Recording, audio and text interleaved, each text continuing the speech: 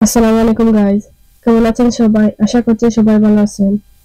ঘুরে আসলাম লন্ডনের সুন্দর একটি গোলাপ ফুলের বাগান থেকে।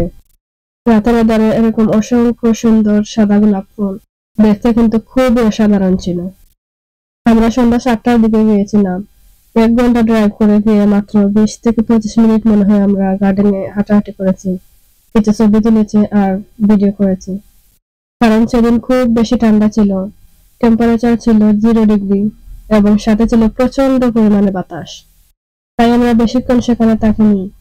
তবে টেম্পারেচার খুব বেশি কম হলেও মানুষের ভিড় কিন্তু কম ছিল না। অনেক মানুষ ছোট ছোট বাচ্চা নিয়ে গেছিল। এটা কিন্তু 30,000 কৃত্রিম গোলাপ ফুল দিয়ে সাজানো হয়েছে। তবে এখানে কিন্তু কোনো এন্ট্রি ফিস নেই, সম্পূর্ণ ফ্রিতে যেতে পারবেন। এই গার্ডেনটা সাজানোর একটি কিন্তু মহৎ উদ্দেশ্য আছে, আর সেটি হচ্ছে এটা ক্যান্সার রোগীদের জন্য। একটি ক্যান্সার ফাউন্ডেশন এটা চালিয়ে যাচ্ছে। আপনি চাইলে কিন্তু এই হাজারো গোলাপ ফুল থেকে একটি গোলাপ ফুল কিনে যে কারোর জন্য উৎসর্গ করে দিতে পারেন। আর যে আপনি যেই টাকাটা খরচ করবেন সেই টাকাটা সেই ফাউন্ডেশনে চলে যাবে, আর খরচ হবে ক্যান্সার রোগীদের চিকিৎসার জন্য।